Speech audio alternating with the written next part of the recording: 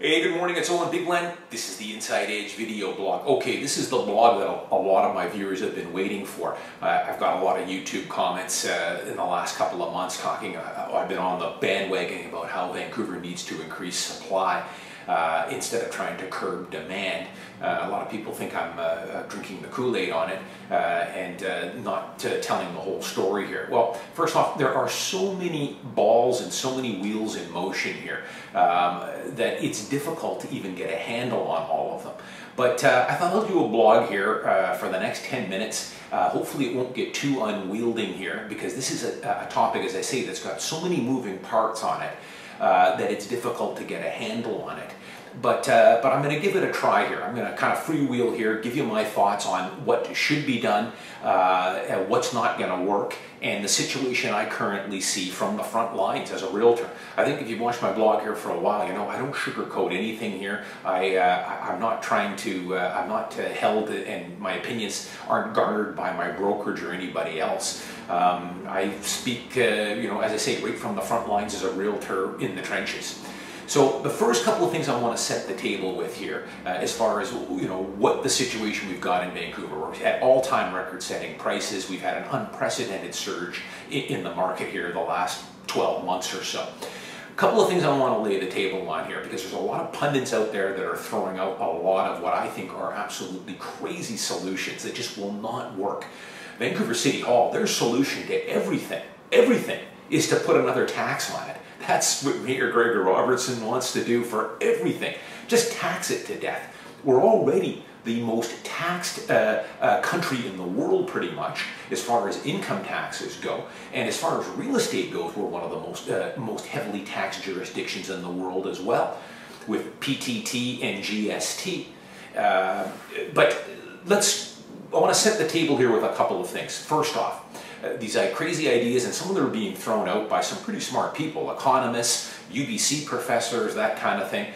A couple of things I want to lay out here. First off, and keep these in the back of your mind. For every reaction, or for every action, there is a reaction. So remember, for every tax we try and implement, or every restriction, there is going to be a reaction to that, positive or negative. Keep that in mind. The other thing I'll leave you with is, keep this in the back of your mind too, is it's too big to fail.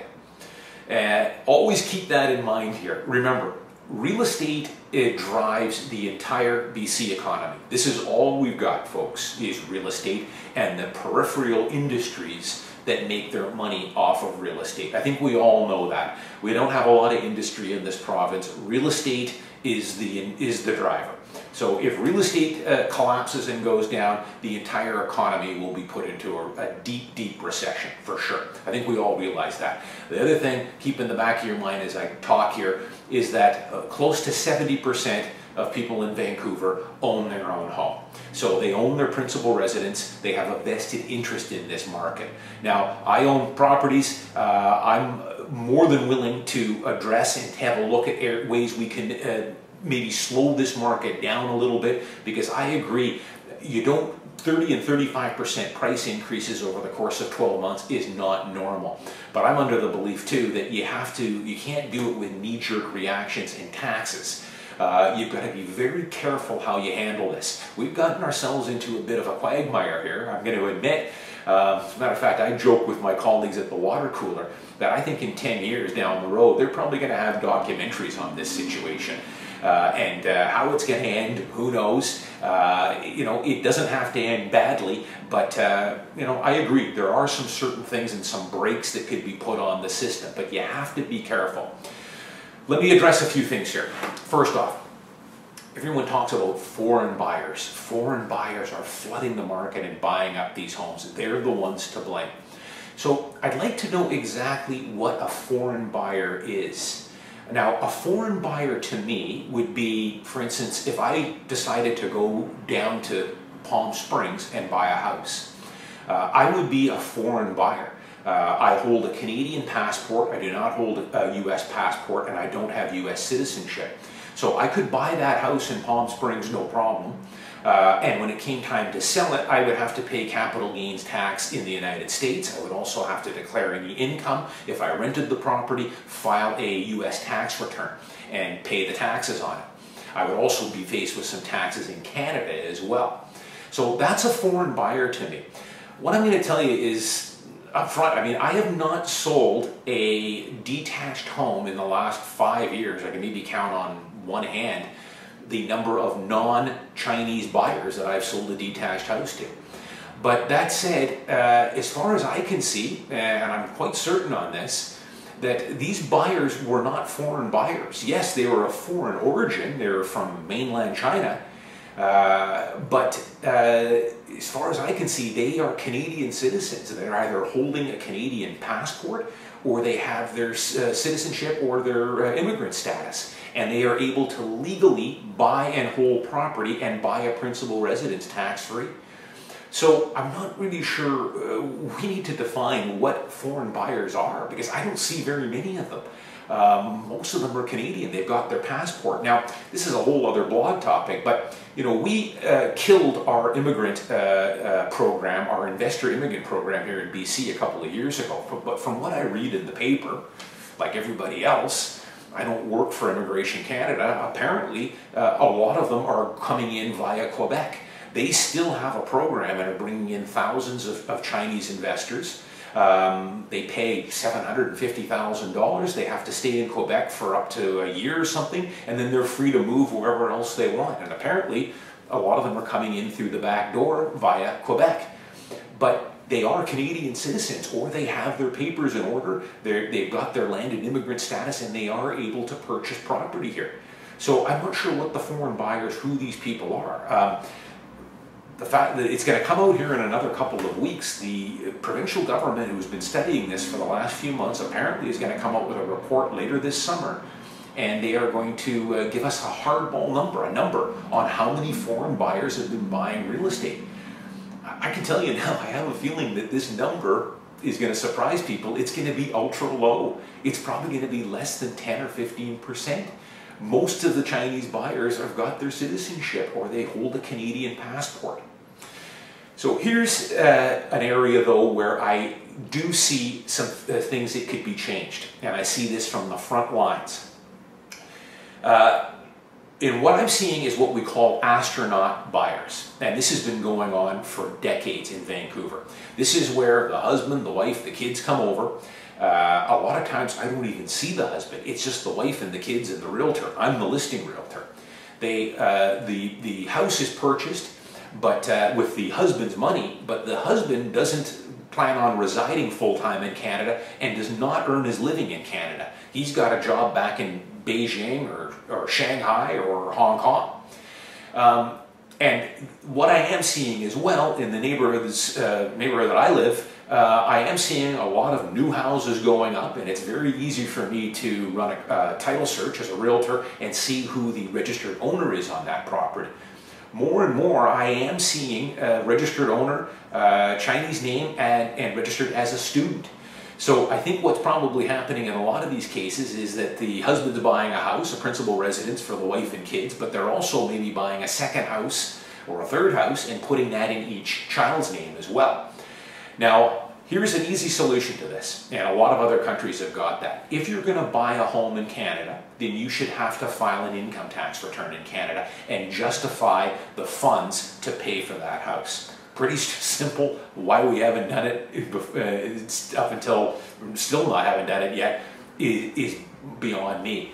But because of course a lot of these buyers are not declaring any income in Canada. So in other words, the kids, and they're using the roads, the hospitals, the schools, and everything else, and they are not paying any income tax or very little income tax. So a simple solution would be this. Any buyer of a home would have to file a tax return in Canada and declare the income that justifies enough income to the purchase of that house. And if they put a house in someone else's name and a child's name, that child has to be working. And again, file a tax return to justify the purchase price.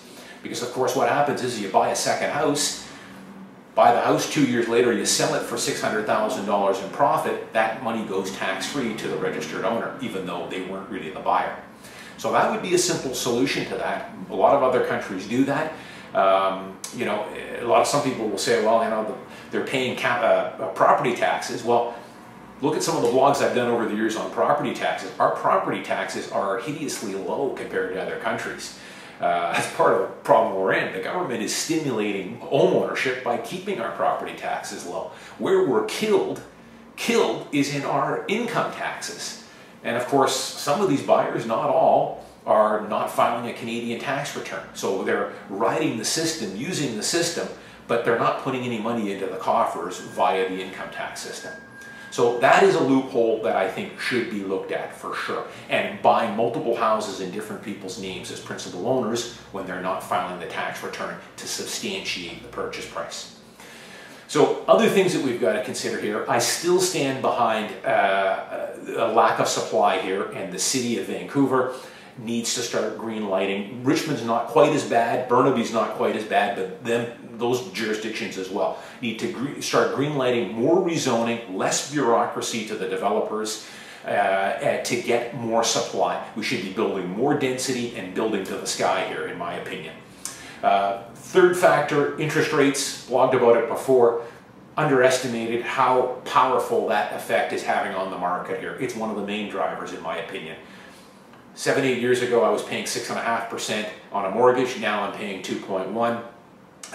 Sure, the prices are up $150,000 on a typical one-bedroom in the last 7 years, but your actual holding costs are at or even less than what they were 8 years ago because of these low mortgage rates. Fourth and final tack here, and they're starting to do it, of course. The first thing they do is target that dirty realtor with the shadow flipping, and now they've put in a whole bunch more new regulations on realtors and how we act. There's a few bad apples, of course, that have ruined it for all the good realtors out there, but hey, I am fine with all the recommendations that they're coming in with now. I think the banning no assignments was kind of like killing a fly with a sledgehammer, but that's a whole other story because assignments do have a useful purpose if they're used properly. Unfortunately, we had some unscrupulous realtors that took advantage of it. The new legislation coming in on multiple offers, and that the selling realtor will now have to submit all the offers, not just the accepted offer, to his or her brokerage. I think that might have an effect on it as well. So there you have it. There's a lot of things at play here. You know, one other thing I should point out too, back on the foreign buyers, which I just don't understand. What is a foreign buyer? Maybe a foreign buyer to me, all it is someone who is buying a property but does not have Canadian citizenship, does not possess a Canadian passport. And I don't see, in my experience, any of those buyers. They all have a passport. How they've gotten it, I don't know. That's something we should be looking into. Have a look at this Quebec program where they're coming in through Quebec. But this is the front page of a contract of purchase and sale. This is what every single realtor uses in the province of BC. Right on the front page, the seller has to check off a box whether they're a Canadian citizen or not, according to the defined by the Income Tax Act. So it doesn't ask that for buyers, but people should realize, and I've never heard this mentioned, that when someone sells a property and I'm putting an offer in representing the buyer, that selling realtor has to designate if that seller is a Canadian citizen. And I can tell you, in all the ones that I've had where I've been on the buying side, whether it's houses or townhomes, and there are Chinese sellers, that box checked off is saying that yes, they are a Canadian citizen. So they're not going to have to pay any capital gains tax if it's their principal residence. So there are checks for this. Now that's why I say next month, when the provincial government finally gets around to releasing this data, I think people are going to be disappointed. It's going to say that 80 or 90% of these Chinese buyers are not foreigners, at least not by the Income Tax Act. They hold a Canadian passport. So we've got to look into it from other ways. I don't know where they're getting their citizenship. I'm not privy to any of that, and that's something that the federal government's going to have to look into, as well as Revenue Canada. There we have it, folks. The situation we're in right now is a funny predicament. There's a lot of things going on, We have to be very careful, I think, moving forward on how we're going to put the brakes on this system. It reminds me of a Rodney Dangerfield movie. I forget what it was called, where Rodney Dangerfield goes to the harness racing track to bet on the horses, and he bets on a long shot that's winning. But the race was rigged, and the harness, about halfway down the back stretch, the jockey puts his feet down on the chariot, and it brings up these giant plumes of smoke as he goes down the track, and of course the horse falls back and ends up in last place. And Rodney goes, the jockey's water skiing. Well, that jockey and that chariot is the Vancouver real estate market. It's the city of Vancouver and the province. They're looking into ways to try and slow this thing any way they can, as well as the federal government. But it just keeps on moving, but they are trying to slow it down. But we need to be careful with these knee-jerk reactions, because again, go back to what I said at the beginning, it's too big to fail. We got to be careful. Most people have a vested interest in the market and don't want to see it fail, at least not catastrophically.